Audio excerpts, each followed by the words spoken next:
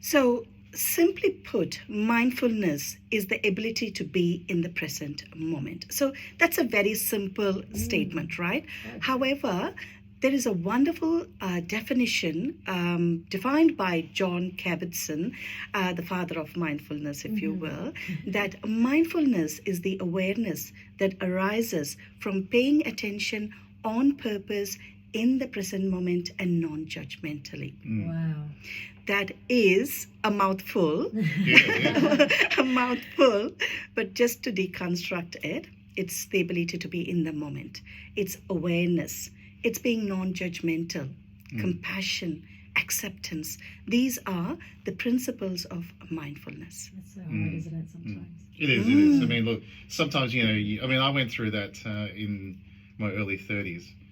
Because I went from I'm a banker originally, I changed career paths and all that, because I just found that a lot of the times, even though the money was good and you had the status and all that, the biggest thing you find is, and I'm sure you've heard this a million times beforehand, that it wasn't fulfilling enough, and there's got to be a change there. And obviously, you go through things like, I went through a bad depression at the time and all that stuff. But then, as you said, when you hit rock bottom, you transform it. But so I'm glad I went through the positive aspects of transforming myself. And I'm sure you've seen some of the negative, ways that people have transformed themselves as well. So how would you, as a trainer, and also a coach, turn that around? A great question there, because as you said, when things go sour, what do people do? They take two pathways to it. One, they go in the destructive side. The other one is more of an inspirational side. And a lot will come to what is their baseline sort of thought processes and also their environment. And so sometimes when you're in a very, very low state, maybe it's a crossroad, it's kind of, some life transitions that's happening. There are two ways of coping with those situations. So one way is looking for positive resources, like, as I said, mindfulness, positive psychology. The second way of coping to this is unresourceful resources, like going for addictions and, just staying stuck there, and the victim mindset. Those are the things that keeps people stuck. So we need to realize that we have a choice. It's up to us to choose the one that's going to get us out of that rut and move us forward, rather than being in the victim state and being upset about what has happened. So it's that ability to pick ourselves up and say, hey, you know what? Enough is enough. We can just be there in the victim state for a while, and we sometimes need that because we are going through that. But then we need to draw a line and decide to move forward. Oh, that's fantastic. That's advice, because you do see people, especially. I guess the culture of Australia is, there's always going to be, and especially because I'm part of the Hills District Dads radio show as well, so I run a radio show with a couple of other great guys, co-presenters, and we always at the forefront of trying to help our fellow members in terms of mental health and that kind of thing, and it is. You see them sometimes go for the self-destructive part. Yes. But then they also, you see them at the end of that destructive path, and then going into, seeing the light and moving forward, moving forward. Now, one of and I love this quote, to create, your purpose is to create positive life transformations to make a difference in the world. We see that a lot, especially with some of our HDDs who, they're part of charities. And I think that's what we do here as well. We sort of contribute to the community as well. I'm also interested that as a corporate trainer, you mix your Eastern and Western philosophies into that training. Can you explain that? That seems very, very cool.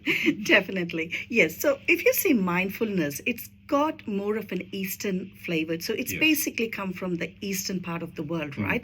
However, initially when mindfulness was brought into mainstream, it was under the clinical setting. So which means for treating depression and mental health issues.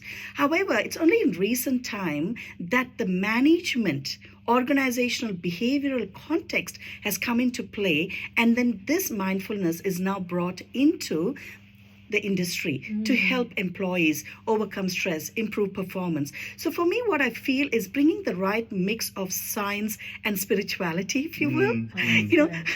I know. And you know what? in order to be conscious leaders, we need to have that spiritual part. Because what is spiritual anyway? It's our spirit, right? We as a person. And to bring that consciousness into existence, what this mindfulness helps us really to do that. And that's why I truly believe that there's so much wealth of knowledge in these ancient science and wisdom that we need to, the only thing we need to do is have some scientific evidence around that so that we can bring it into mainstream. Exactly. Yeah. And I think you do that so well, just bringing, like Roy said, that Eastern and Western kind of philosophy to, I guess, help people within the community. You do such wonderful work. Thank you so much, Uma, for joining us today. Thank you. Before you go, we just wanted to ask, how can people find out more about you and what you do in the community? Is there social media platforms that you utilize? Yes, I I do. can see you doing a live right now, so I know you're doing well. Thank you. So yes, I'm on LinkedIn, Facebook, Instagram, TikTok, you name it, I'm there. Because TikTok, I think I was very much the early adapters of TikTok, and I love being out there and about because information is key, and I don't know, something that we say today might change a lifetime for someone. So I think that being out and about and inspiring people. So I'm just searching Uma Panch. They can find me in any of these platforms, and happy to serve and support in any way. I'm doing a lot of volunteer work at the moment, with different communities, with depression, with, addictions and different forms of abuses. So whatever I can do to empower people's life, enrich people's life, I think that would be an amazing opportunity. That's excellent. That's well, excellent. thank you so much again, Uma, for joining us here at Alive 90.5. Thank you. We really appreciate your time because here in the Positive Energy Show, we're very passionate about mental health and mental health awareness. So Yes. thank you again. No, Thank you. yeah. So you can reach Uma Panch. So that's Uma, U-M-A, and last name is P-A-N-C-H, and she will be on all the socials, and also that's her handle. So just Google it, and it's Uma Panch.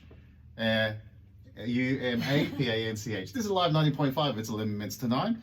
It's the Positive Energy Show with Karenza and Roy. Yeah, and Yes. we got Phil Collins with True Colors, so I hope you enjoy.